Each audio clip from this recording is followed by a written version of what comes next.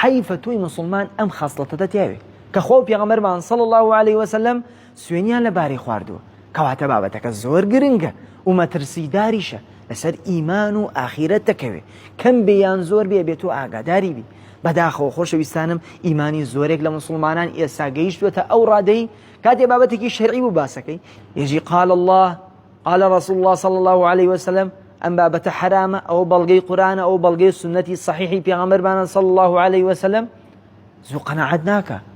زوو بابەتەکە لێ وەرناگرێ ئەبێ یەک دنیا مناقەشەیکەی یەک دنیا قسەی سوعبەت و ئەملا ئەولای بۆ بێری ئەو ساش سەیرەکەی بە تەواویش قەناعەتی نەکردووە بەس بەڕێتەکە یەکێکی هێژەم فەرمودە صحیحە هیچی لێ نازانێت ئەی وەڵای ئەمەی تۆ باسی لێکەی برا بەخوا ناچێەوە عەقڵ معقول نییە ئەی لە ڕووی زانستیوە چییە یعنی تەماشا بکە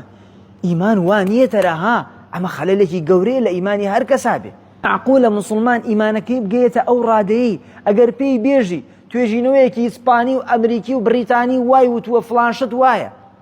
لە قال الله و قال رسول الله زووتر قەناعەتی پێکە زووتر قبوڵیکە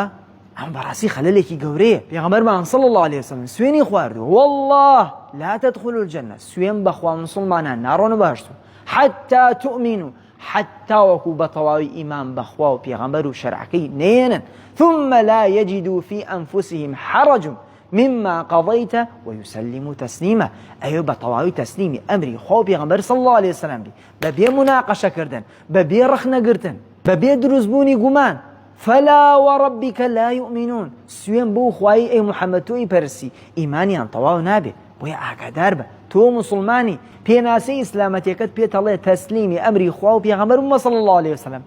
أما تو بيدابنشي والله بڕێکی وەربگری بە هەوەسی خۆت و بڕێکی ڕەتکەیتەوە ئەمە معقولە و ئەمە معقول نییە ئەمە بەڕاستی ئەم ئیمانە لە ئاخیرەتە سود و پێ ناگەێنێ. سەلام عەلەیکوم.